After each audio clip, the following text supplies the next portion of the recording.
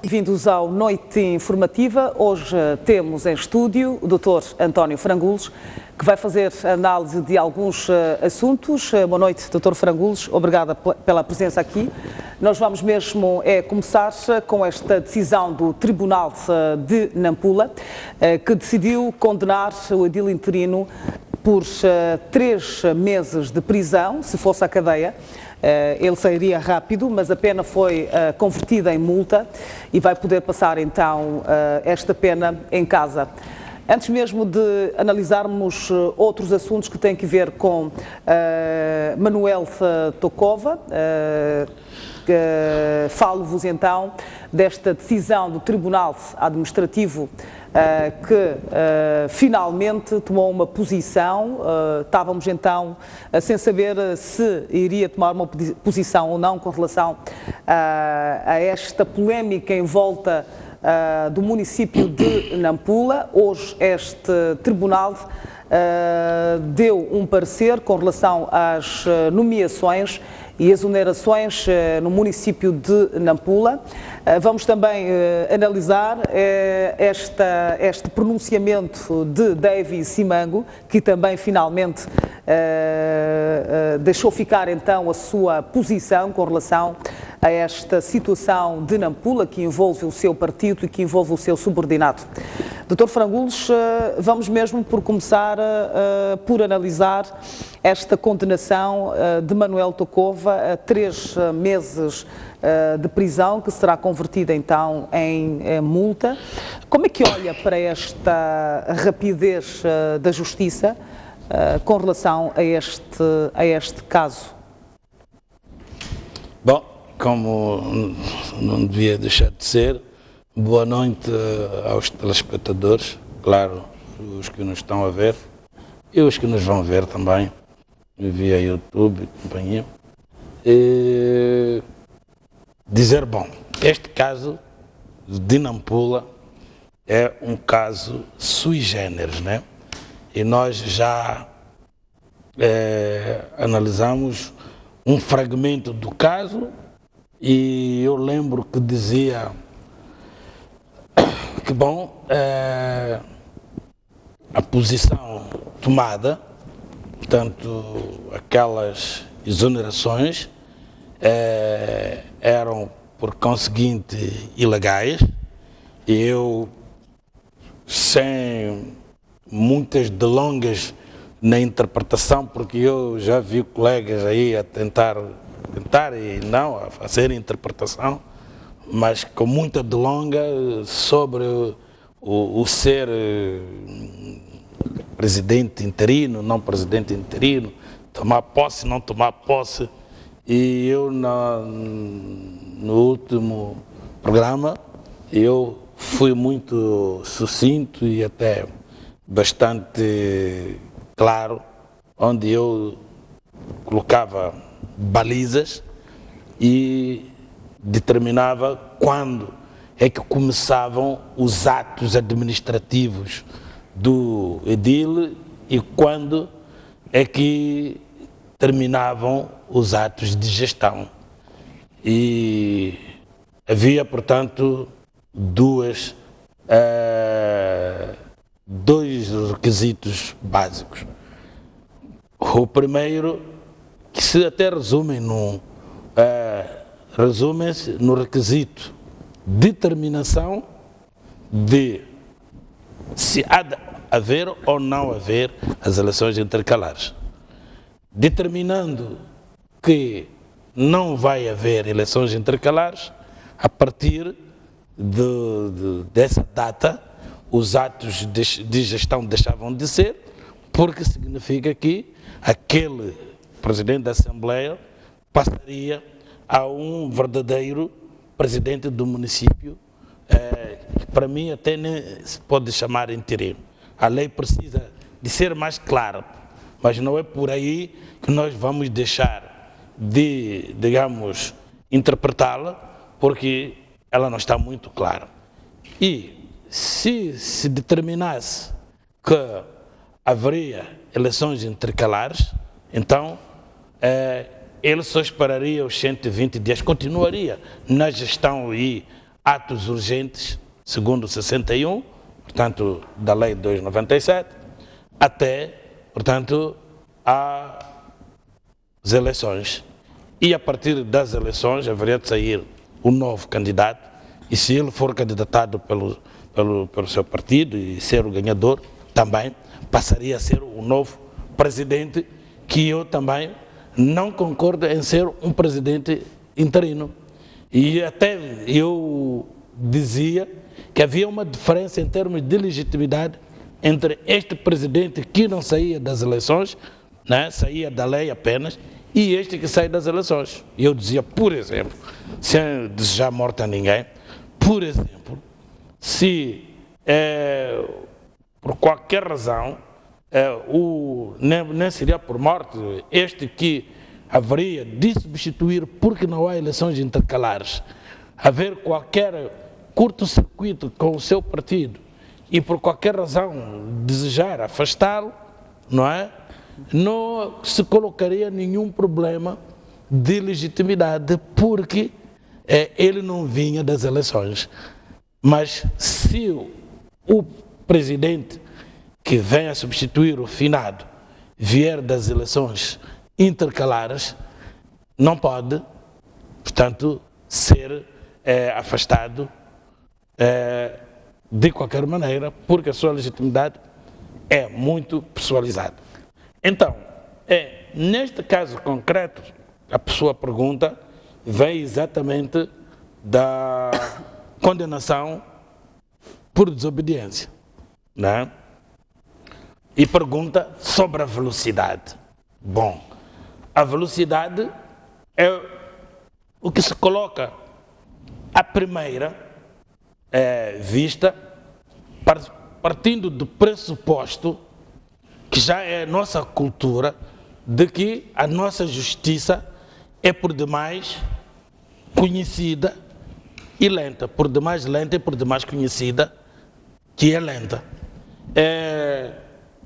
E quando assim acontece, logicamente que as pessoas começam por aí a, digamos, comentar, não digo até interpretar, e dizer, nós não podemos nos esquecer, em primeiro lugar, que o Ministério Público é uma magistratura hierarquizada. Portanto, obedece aos seus superiores hierárquicos, em primeiro lugar.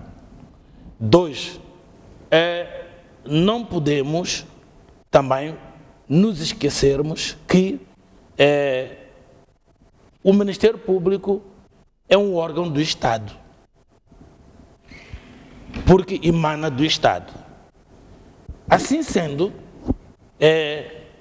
obedece às ordens do Estado. E nós sabemos que o nosso Estado é um Estado politizado, partidarizado. Acha que este caso, que foi mesmo tribunal, tem motivações políticas? Tem. Se fosse o contrário, não é? Nós não haveríamos nem sequer de termos problemas, como nós já vimos, já morreram idis neste país, nunca houve problemas, e depois devo até arriscar dizendo que se fosse um outro partido estando no poder e mantendo este status quo, né? Status quo dizem os outros, mas duas vogais, ela tinha a última aí que se lê, o status quo, mantendo-se este status quo, haveria de fazer o mesmo. E eu estou a imaginar que fosse, por exemplo, a Renamo ou o MDM, mas estando com os mesmos poderes, estando a mesma situação, ou melhor, para poder resumir ou sintetizar, tendo a mesma Constituição, haveria de fazer a mesma coisa. Se a situação lhe beneficia que seja muito urgentemente processado como mandam as leis, haveria de acontecer. Mas só que aqui a pressa, que foi sempre inimiga da perfeição, nós vamos encontrar cenários deste género. Portanto, o Manuel Tocova, é verdade que ele toma conta da idilidade e imediatamente exonerou toda a variação. Claro, não se fala aí assim, mas há sempre uma voz que não vem na televisão, não vem nos meios de comunicação escrita. Há uma pessoa que faz a exceção à regra. E eu sei que menos, portanto, a Moreno não foi exonerada.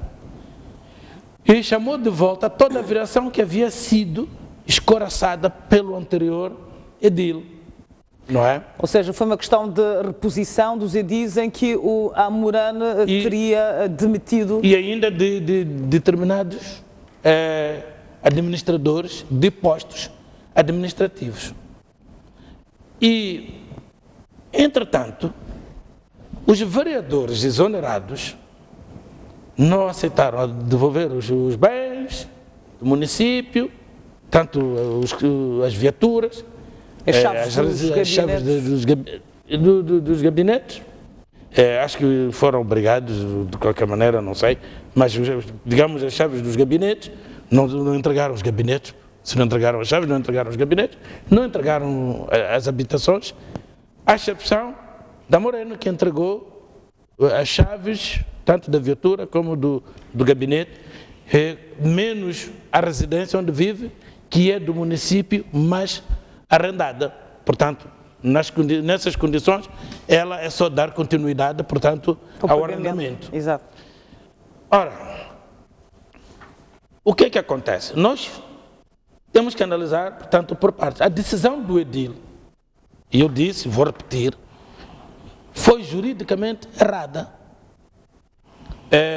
Mas politicamente correta? Politicamente, digamos, mau.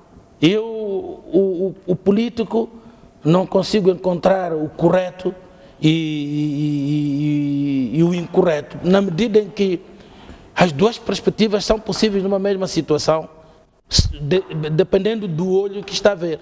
Manuel Tocova alegou que precisava de gente de confiança para trabalhar. Exato. Neste caso concreto, o Manuel Tocova é do MDM. Logicamente que muitos do MDM, não sei, diz que o presidente aí falou, não sei qual era a posição dele, mas a maior parte dos MDistas, não é, teriam por conseguinte aplaudido, entendiam que era a posição correta que tinha feito, mas eu dizia, né, que politicamente mal, porque eu olho sempre para as posições, as decisões políticas na perspectiva das suas consequências, muitas das vezes futuras. Portanto, eu encontro o bom e o mau. E dizia que juridicamente errada, mas também tecnicamente e temporalmente é errado. Portanto, temporalmente, porque eu já dizia que era precipitação, na medida que os outros colocavam questões morais, deixar o corpo arrefecer, etc, etc. Exato. Mas eu não colocava por aí. Ele tinha que deixar passar aquela vacatura que lhe dava um poder precário. O espaço de tempo que lhe dava um poder, tanto ele a ocupar essa vacatura, mas com poder precário. Ele devia deixar passar, mas ele não deixou passar, portanto, temporalmente, ele precipitou-se. E deu no que deu. Tecnicamente, mal, porque ele nem sequer teria procedido como devia proceder tecnicamente. Quer dizer, o processo que ele teria optado para a execução dessa sua posição. Exato. Acha que se Manuel Tokova não tivesse esta posição de exonerar vereadores, provavelmente não se realizasse eleições intercalares em Nampula e talvez ele continuasse então no poder até as próximas eleições, porque quer-me parecer que com esta decisão levantou-se esta polémica toda que obrigou o governo a tomar esta decisão das intercalares. Bom, é preciso dizer que, bom, politicamente, toda esta situação, é preciso dizer, passe a repetição aqui, penaliza o partido de Tokova e põe qualquer outro partido em vantagem relativa. Portanto, mais para Frelimo, né? Porque domina uma série de instrumentos e dossiês. Mas eu acreditava sempre que para a Frelimo não tivesse havido esta tempestade dentro do copo, não haveria intercalares. E isso beneficiava em grande medida a própria Frelimo. Mas esta posição precipitada e juridicamente errada que o Manuel Tokova toma dá mais vantagem à própria Frelimo. Daí que todo o animal político sabe atacar quando deve atacar. E acredito que a sua decisão há de ser mais ou menos por causa disso. Mas vejamos a primeira decisão do Ministério Público, quando eu digo que a perfeição é inimiga, a pressa é inimiga da perfeição. Acontece que devia haver uma orientação, porque é um poder hierarquizado, devia haver uma orientação. Veja lá o que tu fazes aí, mas isto não pode passar assim, de qualquer maneira. E lá se foi o Ministério Público precipitar-se. Por aquilo que nós vimos, o que é que fez o Ministério Público? O Ministério Público, a correr, não é? E eu vi uma decisão, não um comunicado, porque depois li um comunicado do Ministério Público, vi uma decisão do Ministério Público que mandava anular aquelas decisões do Manuel Tokova. E ele, o Ministério Público não tem esta competência de... Pois que não. Não tem esse poder.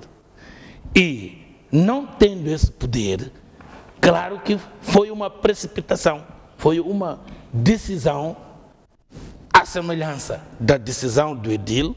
Tanto, só que aqui o erro com o erro nunca se pagam, não é? Nunca se resolve um erro por um outro erro. Também foi uma decisão juridicamente errada, porque tecnicamente também, juridicamente, porque o Ministério Público é incompetente e continuará incompetente em razão da matéria. E, sendo incompetente, tinha outra forma de o fazer. Mas, vejamos, o que é que vai acontecer? A segunda decisão do Ministério Público, que já ocasionou o processo crime, também podemos questionar. Para mim não é bem um pedido de juros, mas é mais uma vexata question, portanto, uma questão controvertida. E prefiro a segunda hipótese, portanto, que é esta. Pois aqui entra em questão o artigo 7, né, e até o artigo 6, mas neste caso entra o artigo 7 da nova lei do Ministério Público. E vamos lá ver, para as pessoas que estão a ver-nos também, não ficarem muito confusas, porque isto de dizer artigo 7 só assim, sem saber o que é que diz, cria problemas.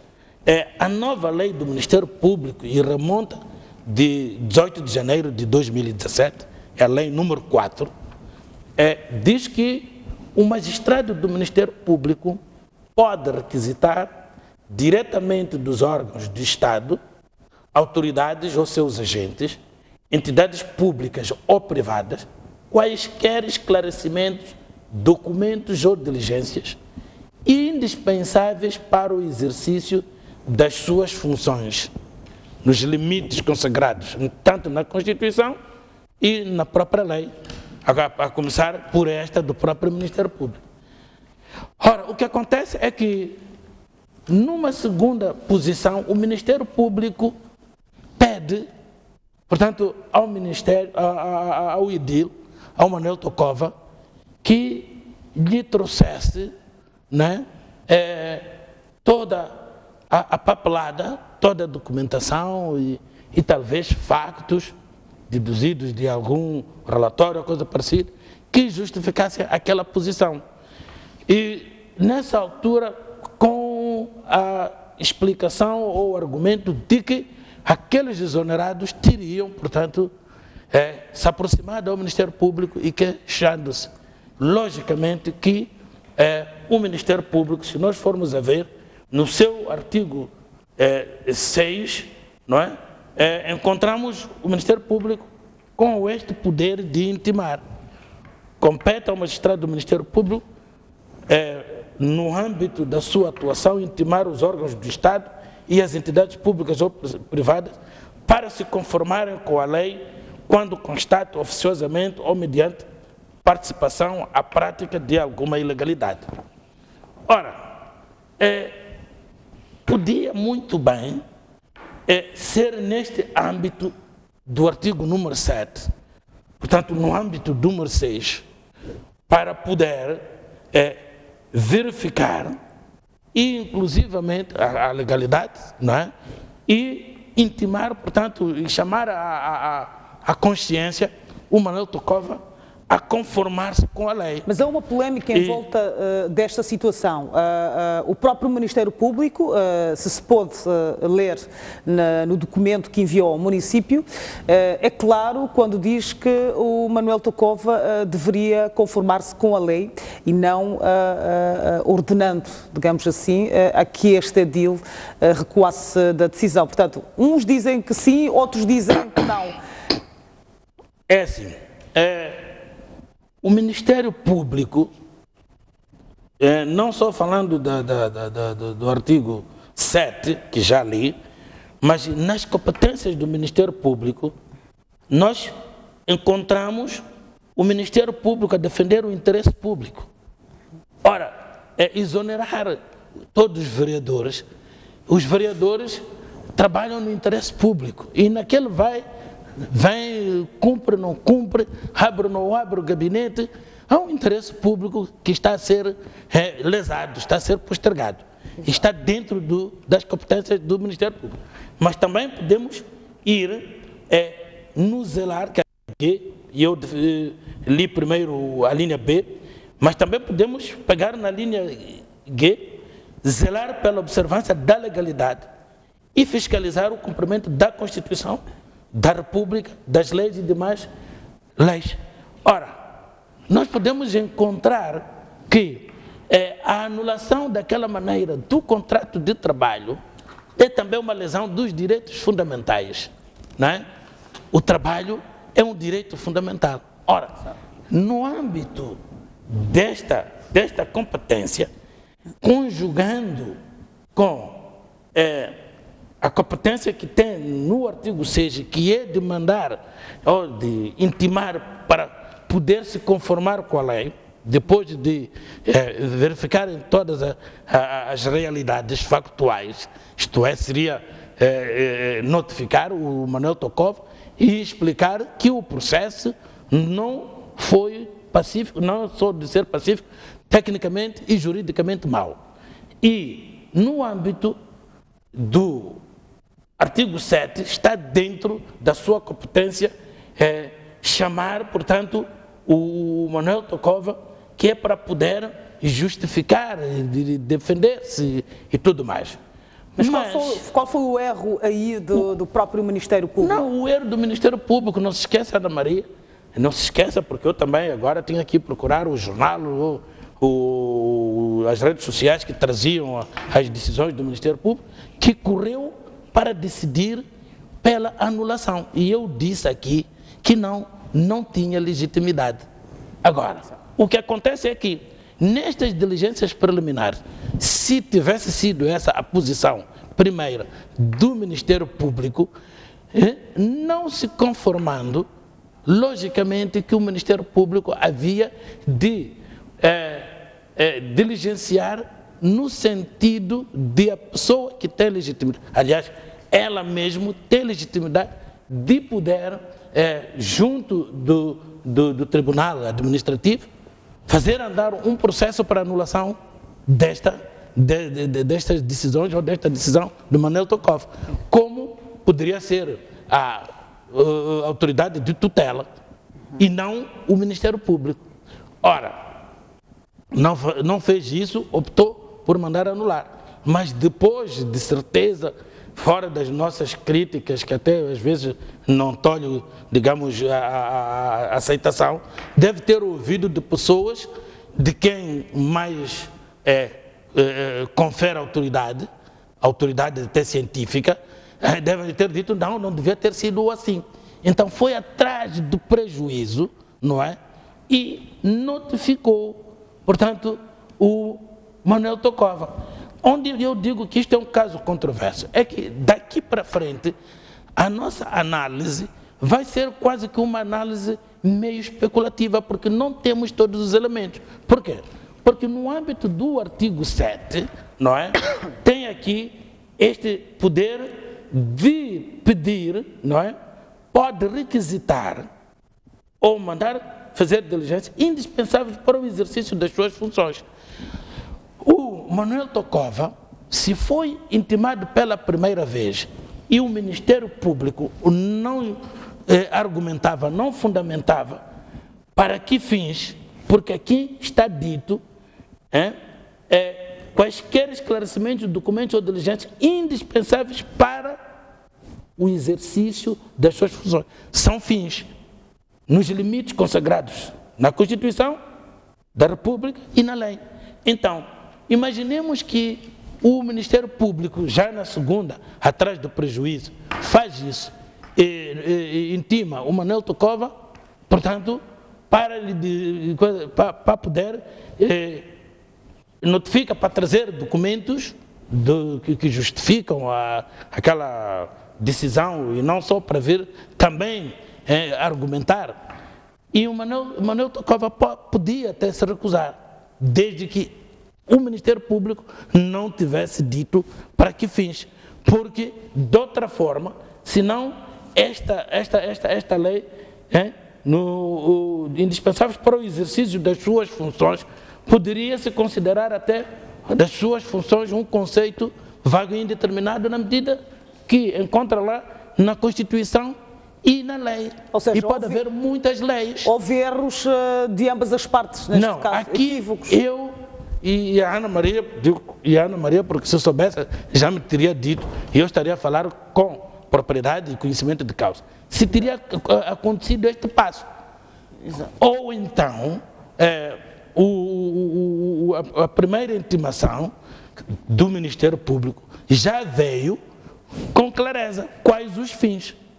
Portanto, aqui nós não sabemos, só nos limitamos a dizer que se ele recusou porque a intimação que o Ministério Público mandou não colocava lá os fins, ele tinha razão de recusar, desde que ele recusasse, da mesma forma, por escrito, por um ofício, e explicando que ele não vem por não vir referido os fins, porque a própria lei número 7 vem lá para os fins X e Y, portanto, que vem na Constituição e na lei. Pecou por não ter dito absolutamente nada. Deveria ter, de alguma forma, aqui respondido. Aqui quer-me parecer que ele pautou-se pelo silêncio. E se pautou pelo silêncio, logicamente que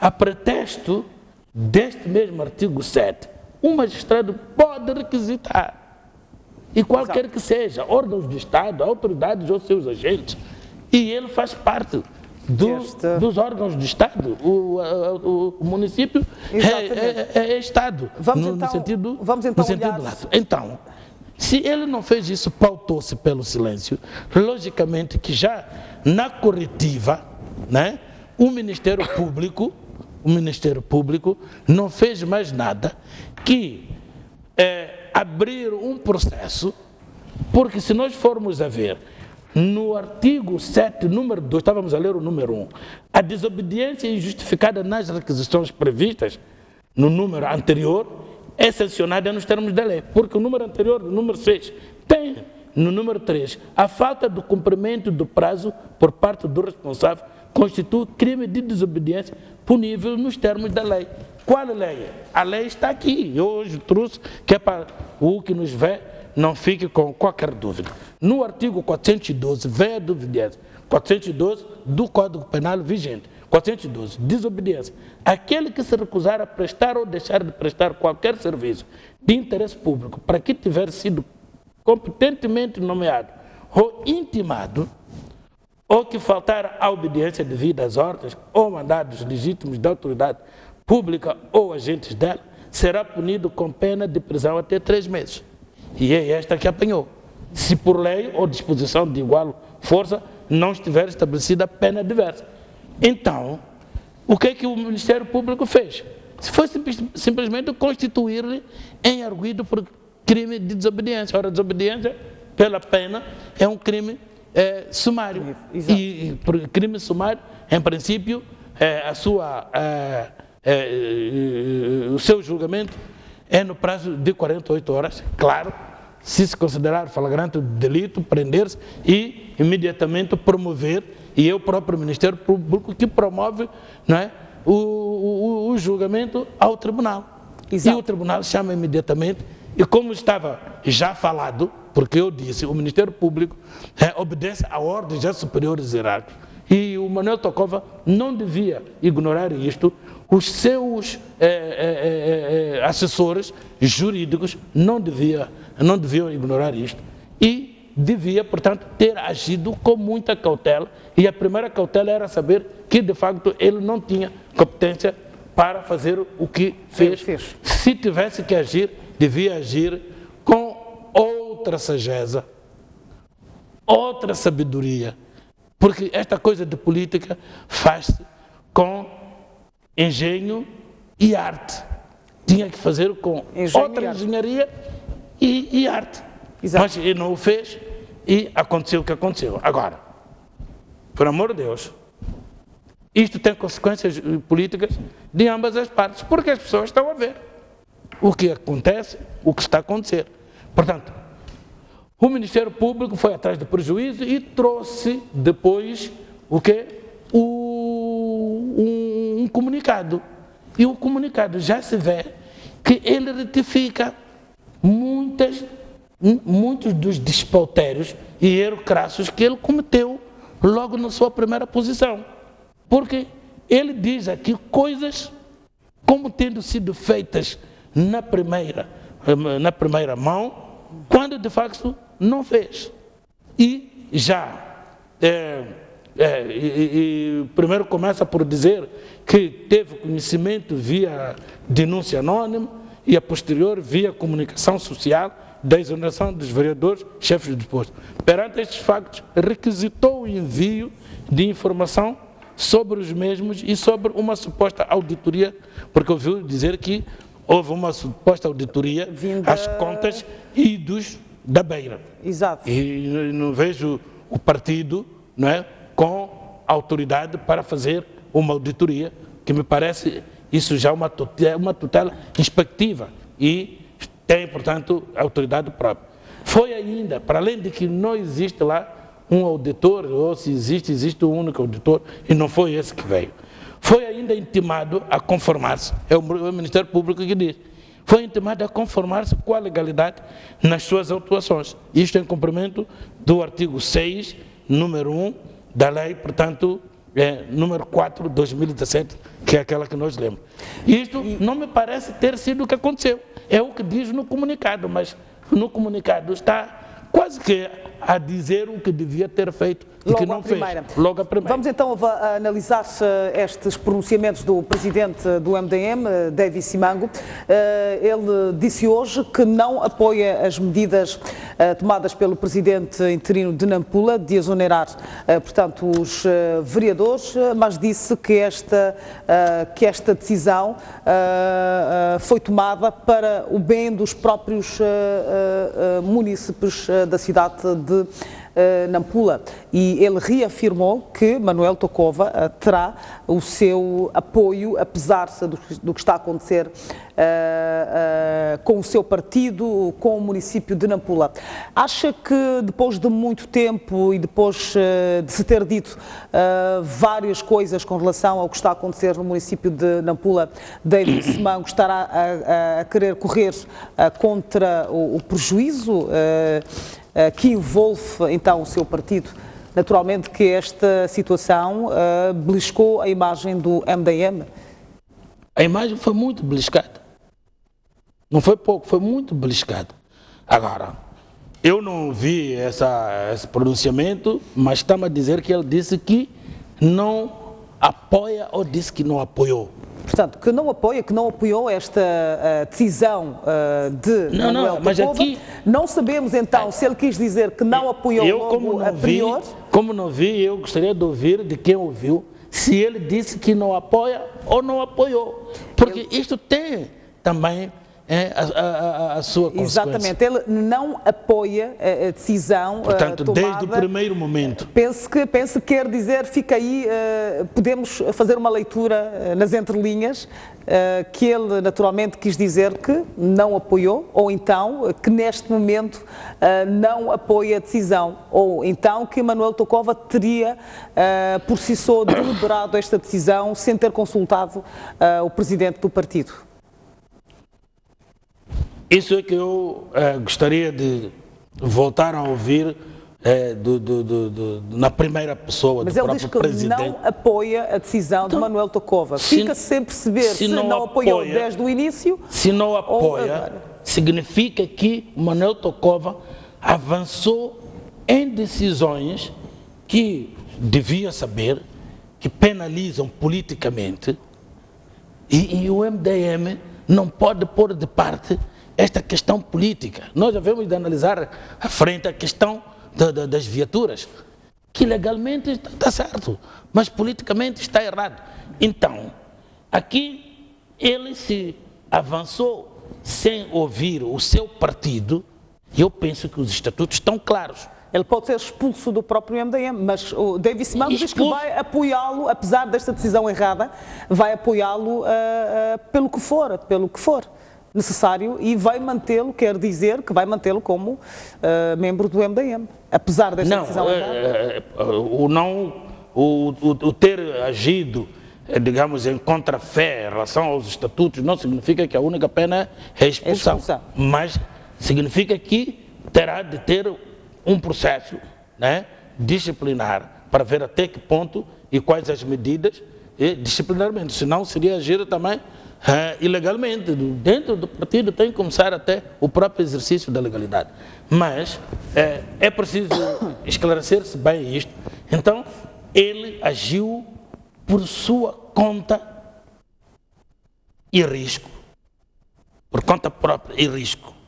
Ele, contra tudo e todos, sem o apoio do delegado, quer dizer, ele não consultou a ninguém.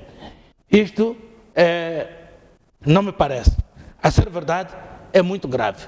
Por quê? Porque ele abriu, de facto, uma carteira que politicamente pode vir a ser desculpável se as consequências forem outras. Exato. Vamos então, estamos com muito pouco tempo, temos ainda outros assuntos por analisar.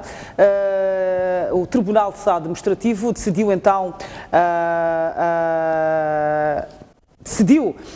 que o Manuel Tokova deveria voltar da decisão e disse, portanto, que os vereadores exonerados deveriam voltar aos seus postos de trabalho. Como é que olha para esta decisão?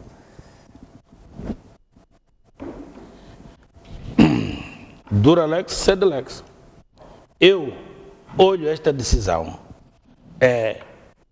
juridicamente como uma decisão correta. Há uma queixa, não é, de uma autoridade competente, o Ministério Público é competente, como eu disse, esta questão é uma questão que tanto o Ministério Público, o órgão de tutela, até os populares. Por quê? Porque atravessam os vereadores direitos difusos. Portanto, e quando assim acontece, é admissível ou tem lugar uma ação popular. Podia ser um conjunto dos munícipes a ir, portanto, ao Tribunal Administrativo pedir, não é? Portanto, intentando uma ação, não é? Pedir, impugnarem aquelas decisões. Exato. E exatamente por causa da sua urgência, tanto é que até ele era sujeito só a atos de gestão e urgentes, portanto, justifica-se que o tribunal, urgentemente, não faz sentido que faça aquela demora toda depois das eleições intercalares, quer dizer, a decisão deixaria de ser útil, não é? Porque não tomada em tempo útil. E, sendo assim, não faria sentido que tomasse nessa altura, era só deixar a coisa como estivesse.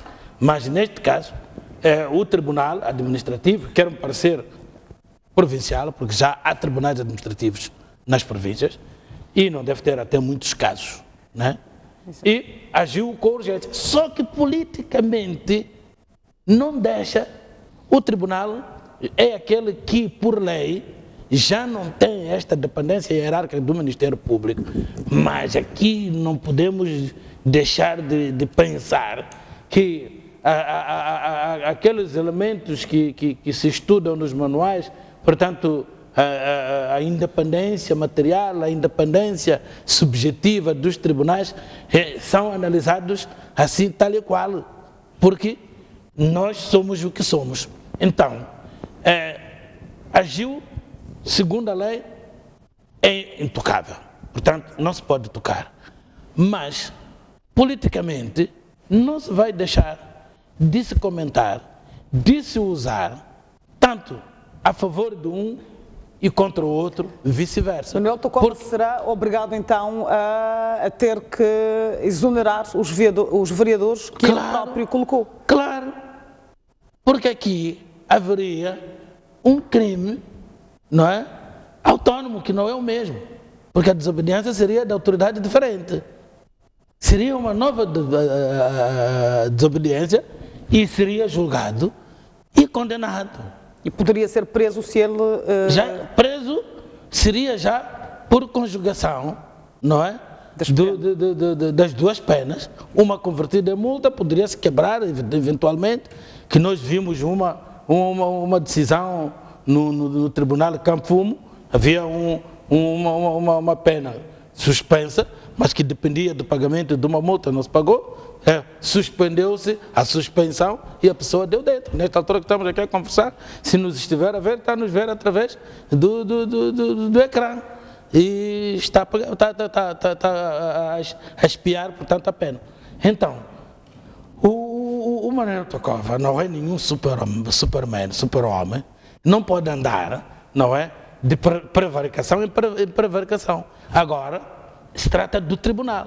Ele ou conforma-se, ou então, juridicamente, ele vai simplesmente abrir um grande precedente. Exato. Como é que fica a imagem do próprio Manuel Tocova com relação a estas situações todas? No início ele tinha uma posição e agora quer-me parecer que mudou completamente face a estes acontecimentos, a estas condenações. Ainda acho que não vai terminar agora, ainda vamos ter tempo para poder não voltar a ele desta maneira, mas de outra maneira, mas para dizer o quê? O tribunal é o tribunal. Eu conheço o tribunal e conheço também pessoas que, por exemplo, relativamente à cadeia, diziam assim, a cadeia foi feita para os homens, agora até as mulheres entram. Mas naquela altura, o mito, o ditado, ou, digamos, o provérbio era esse. a cadeia para os homens. Mas, quando fosse colocado em tribunal, antes de entrar para a cadeia, fosse colocado em tribunal, só de lhe colocarem em pé, numa cadeira sem encoste, e quando é um declarante, é uma cadeira com encoste e responde até sentado, né? Só levanta-se para se identificar perante o juiz, mas depois senta-se, é perguntado sentado. Quando for um réu, tem que responder em pé, e bem sentidinho, né? De sentido, sentidinho de sentido, não gesticular nem nada. Quer dizer, ele começa a ver aqui que o sol já não nasceu do sítio onde ele estava habituado a ver. E depois, quando lhe vem a pena, por mais que seja de 3 meses ou de 1 ano, já fica cadastrado. E quando, para além de ficar cadastrado, se tiver que lhe recluírem por qualquer razão, converte em dinheiro, não tem para pagar, recolhe. Só o primeiro dia, no dia seguinte, quando for perguntá-lo como é que está a chorar, talvez até deixe de chorar quando já estiver a 6 meses, mais ou menos habituado, mas no segundo dia, naquele dia, à noite é capaz de não dormir, a chorar que nem um homem grande. E se você lhe perguntar, então a cadeia não é para os homens, ele já mudou de opinião. Menos de 24 horas. Parece aquele provérbio do tempo da clandestinidade do Partido Comunista, os bolcheviques e Companhia Limitada. Então, lá os bolcheviques reuniam clandestinamente e um deles, que era chefe lá do grupo, tinha um papagaio. O papagaio, quando entrasse um correligionário para a reunião, ele já conhecia, então o papagaio dizia: viva o Lenin, abaixo o czar. Viva o Lenin, abaixo o czar. Então, um desses dias foi ao contrário. Veio lá a Gestapo, KGB, é isso, né? Já nem me lembro bem, que polícia na altura. Mas a verdade é que veio disfarçado, polícia secreta, melhor, polícia secreta, e ele engana-se e faz o mesmo cumprimento. Até minto, toca essa campainha e era a polícia que vinha ver o que é que se tratava. Então pegam no papagaio para não lhes queimar, metem na geleira. E eles imediatamente viravam aquilo, punham-se a jogar cartas, e enquanto o outro estava aí, abria a porta, estavam ali a beber os seus vodkas e não sei o quê. Depois daquele polícia ir embora, é que o dono da casa foi a correr para o papagaio. Quando o papagaio sai do congelador, diz: olha, viva o czar, abaixo o Lenin. E veio o fim da anedota. Então, só por 30 minutos na Sibéria, já mudou de ideias. Então, o homem, só por um dia na cadeia, muda de ideias. Exato. Para além de ser cadastrado e tudo mais. Mas para dizer que o Tokova, nesta altura, já começou a perder, digamos, aquelas penas do porquinho espinho. Já começou a perder, de certeza. E ele neste momento, é uma carta fora do baralho para concorrer ao município de Nampula? Já veio ali, aliás, até porque já se falava do nome do Bismarck, não é? Por aquela altura, porque o falecido, houve uma determinada altura que declarou a sua distanciação com o partido, que ele ia concorrer independente, etc, etc. E o partido já tinha começado a preparar alguém, não era o Tokova. Agora, uma coisa é certa: ou ele vai queimar o partido, ou as ações dele, ele vai ser a vítima, mas vai pôr o partido numa posição. Depende. Por isso eu digo, não é possível analisar agora qual vai ser o resultado, porque, na verdade, se o MDM conseguir inverter a situação, o Tokova vai sair herói. Exato. Mas o contrário, vai sair o mal da fita. Exato. Vamos então para o nosso segundo tema da noite. Vamos analisar, Dr. Frangules, esta decisão do Governo em adquirir 45 viaturas de luxo que custam cerca de 120 milhões de meticais. O Ministério da Economia e Finanças deu uma conferência de imprensa a dizer que o Governo não está a fazer a aquisição neste momento, que já teria feito em 2015, que não são 45 viaturas, mas que são 6 viaturas. E este mesmo Governo, por um lado, tem apregoado essa questão de austeridade, de contenção das despesas e, paradoxalmente, fez estas aquisições. Como é que olha para esta situação? Olha, por respeito aos telespectadores, eu não vou cantarolar o Chico da Conceição, mas eu peço permissão para me deixarem parafrasear uma das suas canções. Ele diz: o que acontece conosco, só conosco acontece. Noutro contexto, mas aplica-se muito bem a este contexto. A verdade é uma. Nós, se voltarmos um bocadinho atrás e vamos ver a questão dos Mercedes da Assembleia, eu disse aqui que pecava exatamente por causa do contexto. O contexto em que nos encontramos. Quer dizer, vir dizer que toda a comissão permanente, todos os vice-presidentes e todos os chefes das 3 bancadas vão ter Mercedes novos. E eu pergunto, o presidente, o vice-presidente da Assembleia, o presidente da Assembleia, andava no Hyundai? Não. Quer dizer, é sair de um luxo para um super luxo.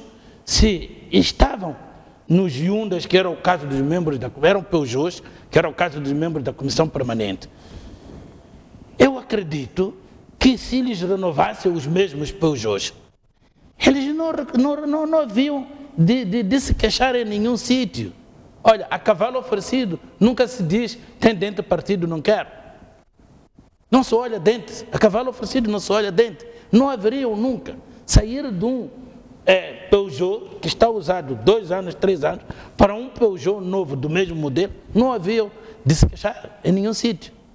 A própria presidente da Assembleia entregar aquele ao património e receber um do mesmo modelo, não haveria de se queixar em nenhum sítio.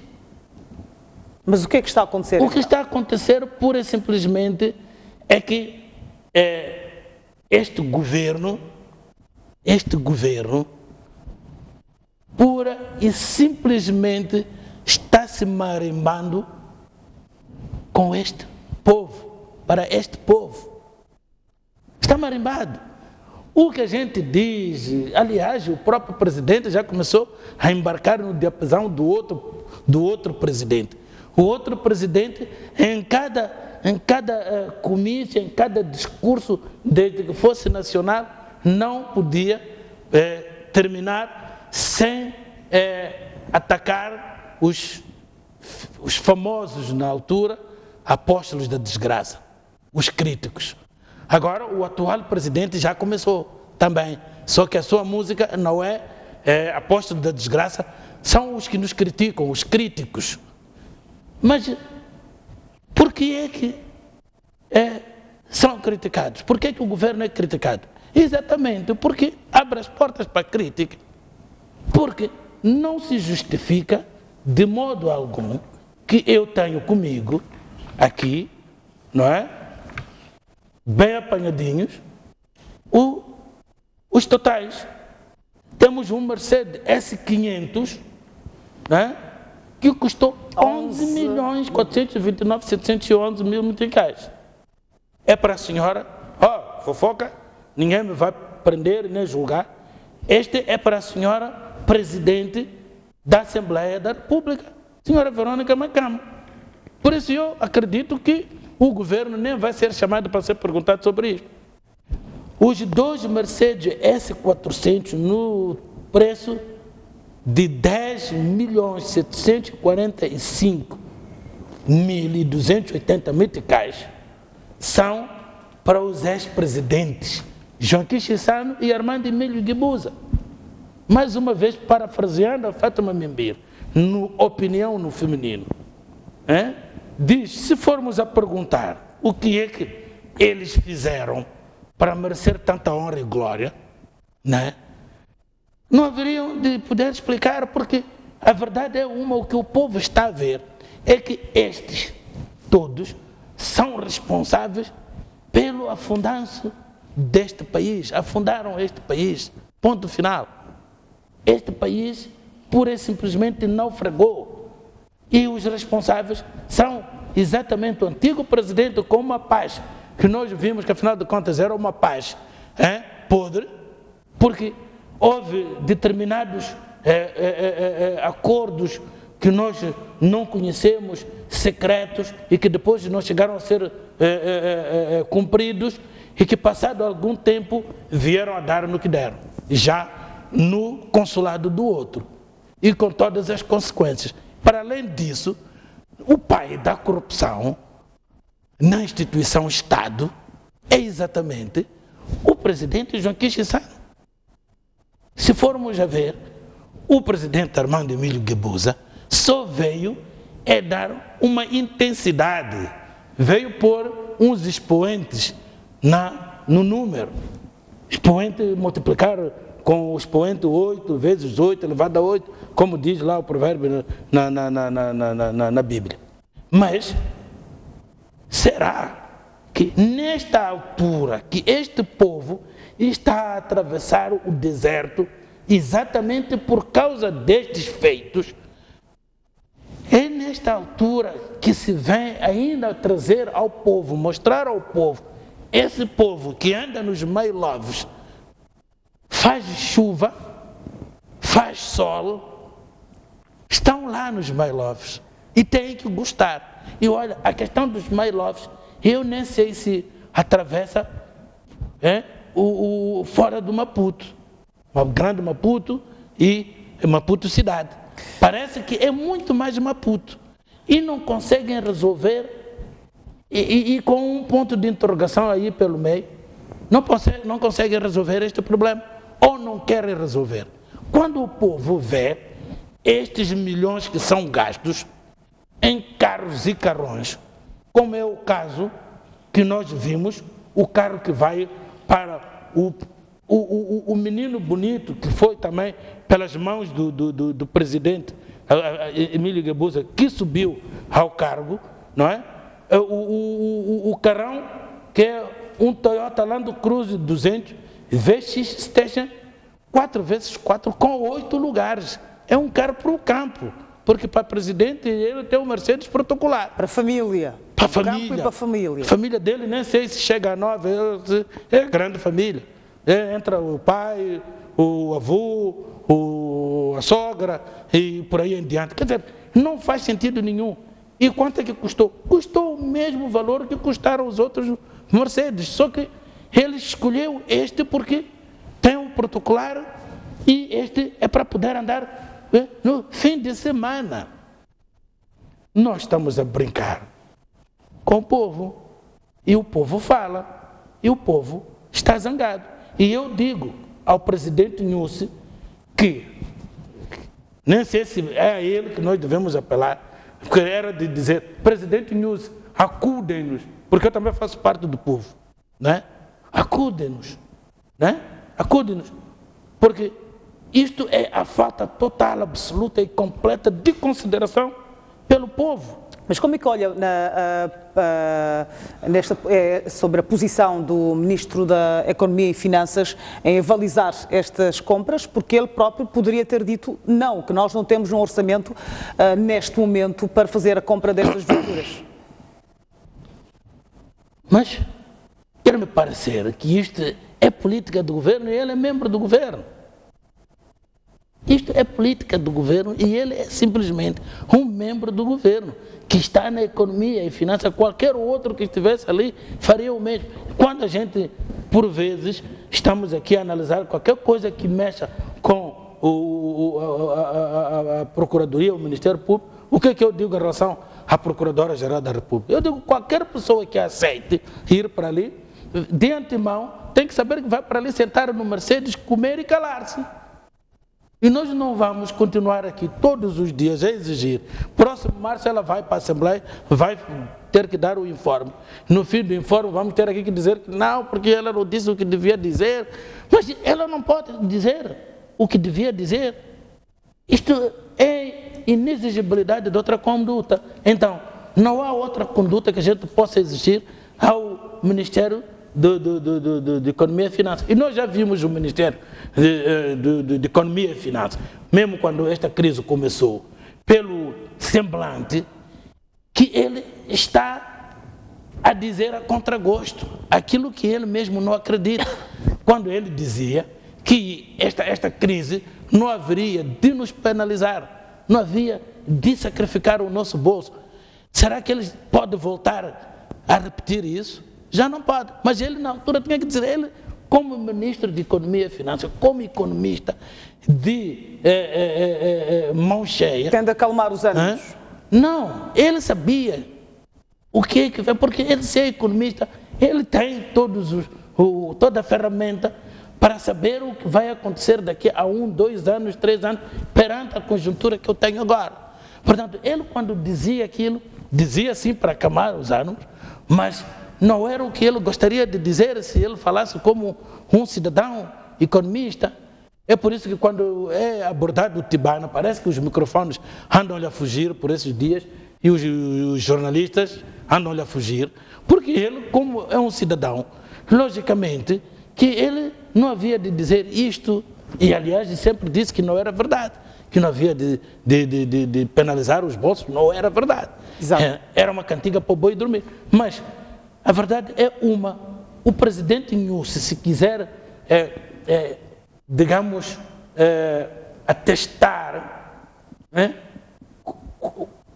como é que o povo está ficando cada vez revoltado, pode fazer, não é, um questionário, mandar fazer um inquérito que nós até nem queremos saber qual é o resultado, porque sabemos que o resultado vai ser, de facto, demolidor. Um inquérito do estilo referendário, portanto, para saber como é que o povo está a pensar, como é que o povo está a sentir. E, aliás, deixa-me que eu diga isto. Que terão que fazer o dobro do que fizeram em 2014 para as próximas eleições. Porque todos os dias, é verdade que quando aparece, né, quando está perto das eleições, procuram trazer sempre os paliativos para os jovens e são capazes de trazer 6 por 100, né? Começaram por 3, 4 cervejas por 100. Eu não sei, na véspera das eleições vão trazer 6, 100 e em alguns agrupamentos partidários até vão dar de borla aos jovens, que é para poderem ficar dopados, uns não votarem, não irem votar, e os que forem votar só a favor dos que lhes deram 6%, por 100 ou de borla. Então, para dizer o quê? Vai ver que o resultado vai ser um resultado demolidor. Exato. E dê àqueles que sabem fazer os questionários para fazer as perguntas certas, para ele poder avaliar, tirar o estado de opinião. Porque, é verdade, o CISI tem o dever de todos os dias, né, e pelo menos uma vez por semana, formular o estado de opinião. O que é que o seu povo está a dizer, com os verdadeiros nomes. E pode estar até a enganá-lo. Então, quando é assim, é melhor ele encontrar outra forma de ele procurar avaliar qual é o estado de espírito, qual é o estado de opinião, qual é o estado de revolta do seu povo, porque isto, cada dia que passa, vai aumentando de tom. Exato. Porque, de facto, o que o povo está a ver é que não lhes respeita. Se lhes respeitasse, não continuaria a fazer o que está a fazer, não é? Quando eu sair daqui, eu subir pela Guerra Popular e 24 de julho, ali na esquina, mete pena. A chover, eu passo por ali a sair daqui a chover, mete pena, as pessoas já nem se escondem da chuva. E quando chega o My Love, vão a correr e até agradecem porque é um salvador que chegou. É por isso que, se reparar algumas entrevistas que fizeram, quando a polícia de trânsito está a exigir não sei o quê ao motorista do My Love, lá em cima, as bocas que vinham não eram bocas abonatórias à polícia de trânsito.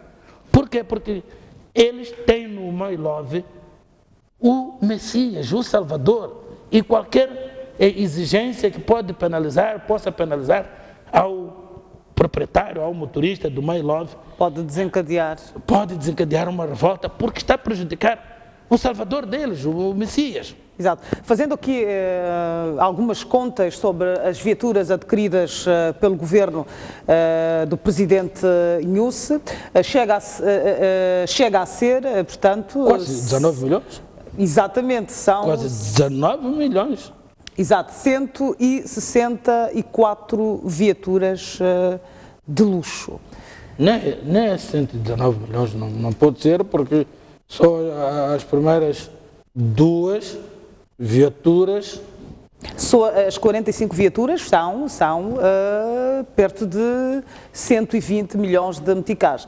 Ora, em 2015 foram importados 42 Mercedes para o Conselho de Ministros, em 2016 24 Mercedes para a Presidência da República e ainda foram importados 12 Mercedes para o Tribunal Supremo, mais 12 para o Conselho Constitucional, 12 para o Tribunal Supremo e os 17 para os deputados e mais estes 45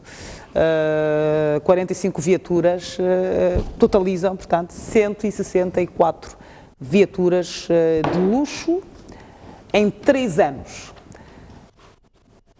Não se justifica. É a única coisa que se pode dizer. Não se justifica num contexto em que nós estamos a ir ao bolso do cidadão.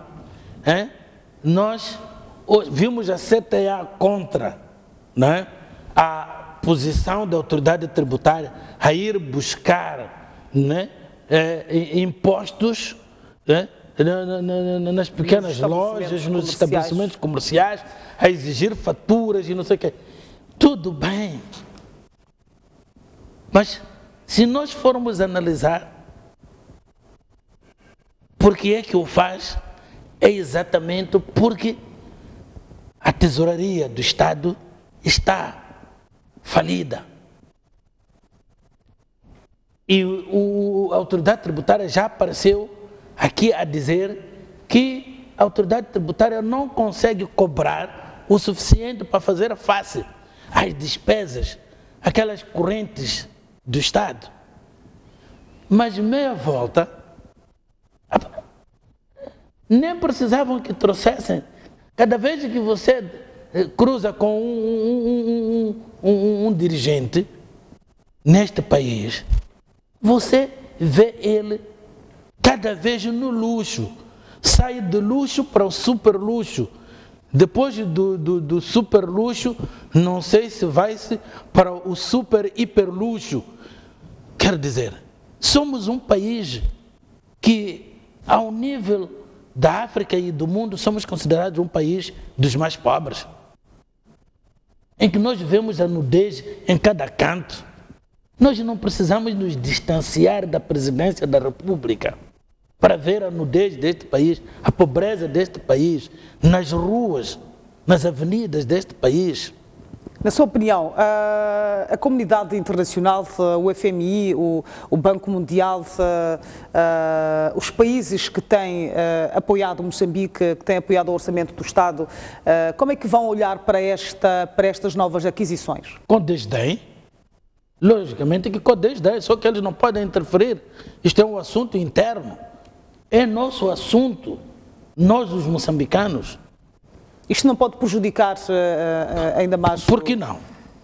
Os pronunciamentos, os atos e factos, eles assistem através das suas embaixadas e lendo também lá onde estão.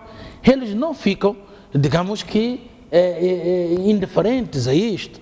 Como é que você amanhã vai ao FMI pedir, portanto, para que reconsidere a sua dívida, para reestruturar a sua dívida.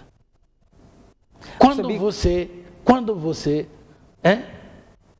traz no teu jornal, ou sei lá de onde é que veio aquela informação, mas nós vimos e nós comentamos aqui, os administradores a receberem 1.200.000. E eu rematava e dizia, o estrangeiro que vê um administrador de uma empresazinha, porque eles têm empresas muito maiores, e lá o engenheiro e o administrador não recebem isso, eles veem essa empresa que até não é rentável, porque se fosse rentável nos libertava daquelas taxas, está todos os dias a subir as taxas de eletricidade. Então a pergunta que se faz, e quanto é que recebe o Presidente da República? Se o seu administrador, quanto é que recebe o seu ministro, o seu primeiro-ministro? Quer dizer, isto não é possível. É haver uma importação, porque já viu através do embaixador da Alemanha aqui, a Angela Merkel, já viu que a presidente da Assembleia de Moçambique tem um Mercedes S500, que o presidente da República, lá a primeira-ministra, que é a Angela Merkel, do país mais rico e mais forte da Europa, não anda nele porque eles entendem que é muito caro para andar com um servidor do povo. Não anda nele. Anda a nossa presidente da Assembleia. E eu agora pergunto, o presidente Nilson em que modelo anda? E se anda num pequeno ou igual, ele tem que passar agora para o S, não sei quantos, que ele nem conhece bem os modelos. Isto é uma competição, não é? Luxuosa, uma competição dos ricos, não é? Num país dos pobres, em que esses ricos vão buscar essa riqueza, esse luxo a esses pobres, e que dizem ser o patrão, e que no fim do mandato vão lhes acarinhar com discursos bonitos, rebuçados e xaropes, e não sei o quê, para poder lhes dar voto. Isto também nós somos culpados. Nós somos culpados, sim senhor, porque afinal de contas, os maiores, como é que eu devo dizer? Ignorantes, os maiores ignorantes, estamos a permitir isto, porque em nenhum canto de um país civilizado que eu conheço, isto é permitido acontecer. Exato. Nós nunca vemos de ver nem o partido da oposição a sair em manifestação à frente de uma Assembleia da República, à frente de um governo, a dizer que nós estamos contra, estamos indignados a essa vossa luxúria.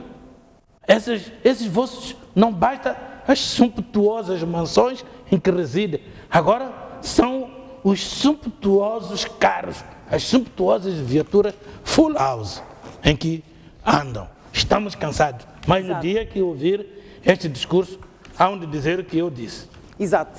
Vamos então analisar o nosso penúltimo tema, se não o último, estas reclamações do provedor da Justiça, José Abudo, que diz que as instituições não têm fornecido informações que facilitem o seu trabalho.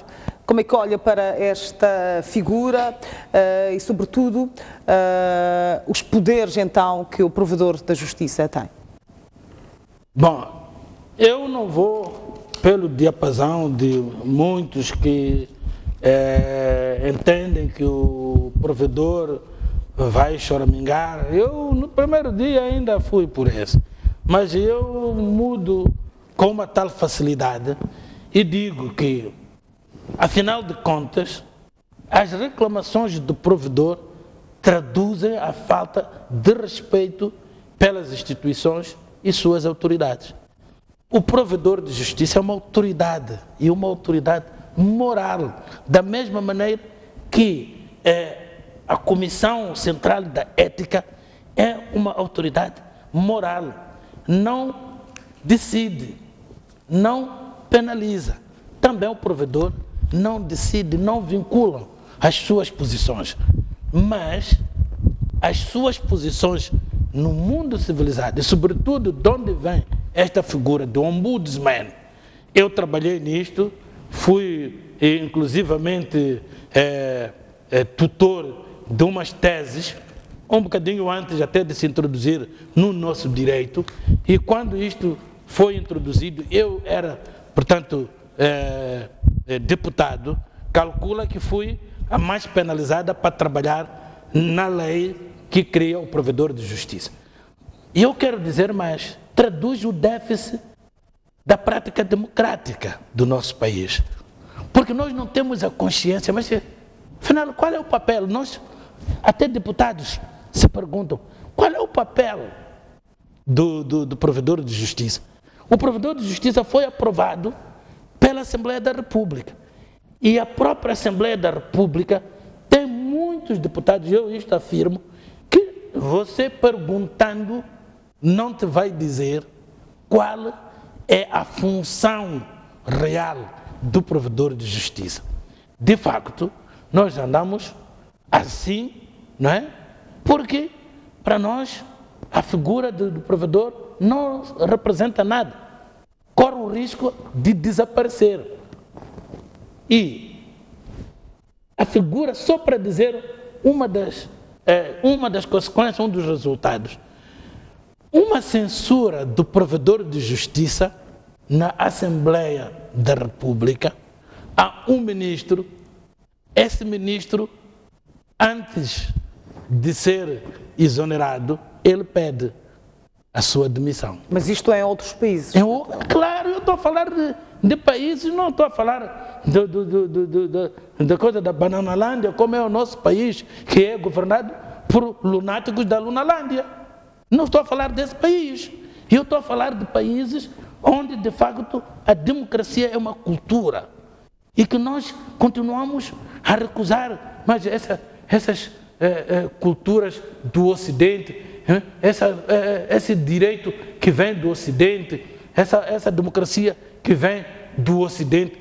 Queremos a nossa democracia, mas vamos buscar os dinheiros do Ocidente, vamos buscar a tecnologia do Ocidente, mandamos os nossos filhos irem estudar no Ocidente.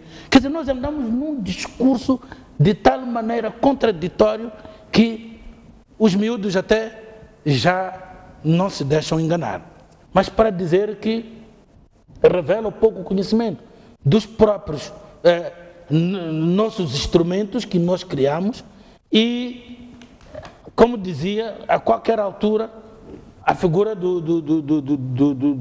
provedor de justiça, que até foi aprovado pela Assembleia, corre o risco de deixar de existir.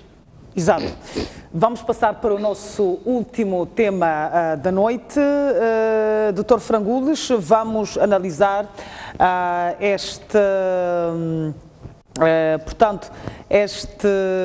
esta reação do governador do Banco de Moçambique em fazer pouco caso, então, do parecer da Comissão de Ética Pública com relação à decisão que teve em recapitalizar o Mosa Banco com os fundos da Correia, que é uma empresa que gera os fundos de pensões de funcionários do Banco de Moçambique. Bom, eu devo dizer o seguinte, que o governador do banco quis atacar este assunto simplesmente na perspectiva técnica, na perspectiva 1 mais 1 é igual a 2. O resto, vocês que se danem. Ora, aqui no resto, vocês que se danem, ele, pura e simplesmente, eticamente, entrou no mato. Juridicamente, também entrou no mato. E eu não sei se não entrou no mato até sem roupa. Por quê? Primeiro porque ele ataca as instituições do mesmo país, do mesmo governo, o que é bastante mau. Eu quero aceitar e concordo com ele que, de facto, ele resolveu um problema do Estado, conforme ele explica. Porque o banco, o Moza Banco é um banco estruturador e que, se não tivesse agido como agiu, a nossa economia ia colapsar. Tudo bem. Mas ele entra no mato porque ele vem muito arrogante para poder explicar de facto este 1+1, para poder explicar este colapsar que estava iminente. Ele veio todo ele irritado, como se nós tivéssemos estado do lado de lá onde ele está, que conseguiu ver que o Moza é um banco estruturante e que, entretanto, se não fizesse o que fez, ia colapsar, e que nem chamou outros bancos para poderem concorrer, porque outros bancos tinham capitais não muito limpos. Eu ainda me lembro desse pronunciamento.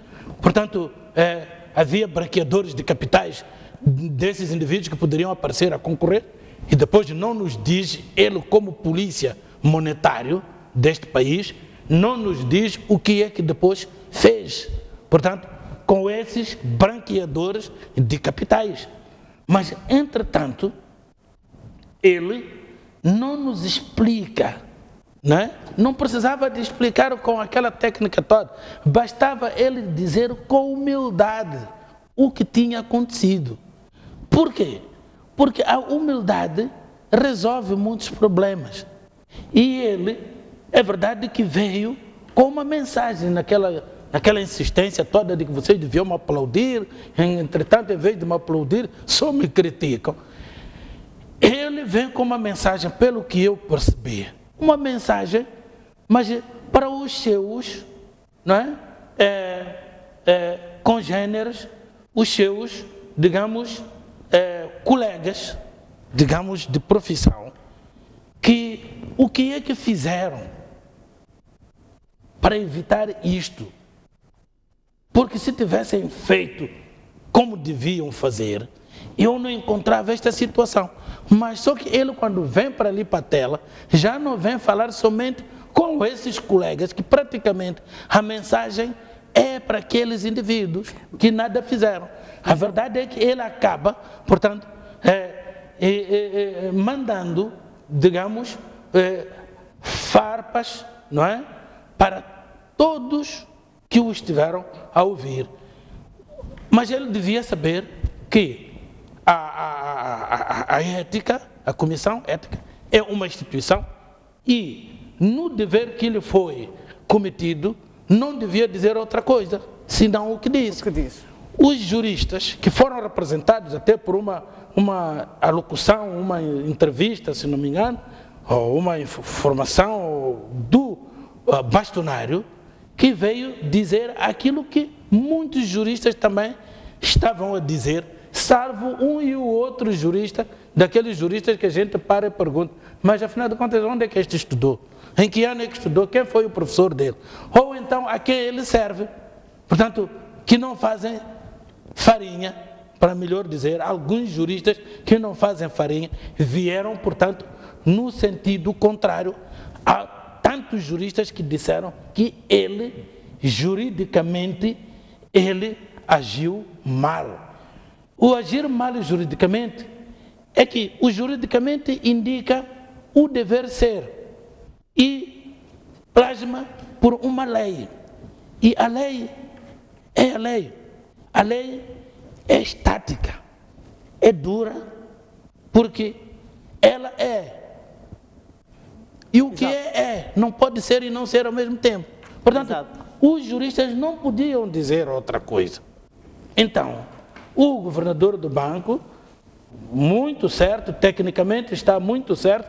Eu, pelo menos, depois de ouvir mais algumas pessoas, eu entendi e tudo mais, mas ele não pode vir dizer, olha, porque toda falta de humildade é penalizada. Não é você que tem que dizer eu. Tem que ser outra pessoa, que a Ana Maria é isto, é aquilo. Tem vários atributos, vários predicados. Mas quando é ela que diz, eu, Ana Maria, sou... Olha, é o primeiro erro que ele comete. E aqui também não faltou a regra. Ele não foi humilde e por isso ele foi penalizado e continuaremos, os juristas, a dizer que a lei não foi cumprida nos estritos termos que devia ter sido. Também a Comissão Central da Ética vai dizer o mesmo, que a ética, portanto, a lei de probidade pública foi, digamos que, violada nestes termos, e eu que sei, ao parecer, por esta altura, está na Procuradoria, mas pelo que se sabe, se de facto ele salvou a pátria, não vai ser o Ministério Público que vai agir contra a pátria, com o risco de ser o Ministério Público a ser condenado pelos guardiões dessa pátria. Ela é guardiã da lei, da legalidade e tem os guardiões da própria pátria. Exato. Vamos então dar por terminada esta fase de análise. Nós vamos fazer um brevíssimo intervalo e já voltamos então para as notícias.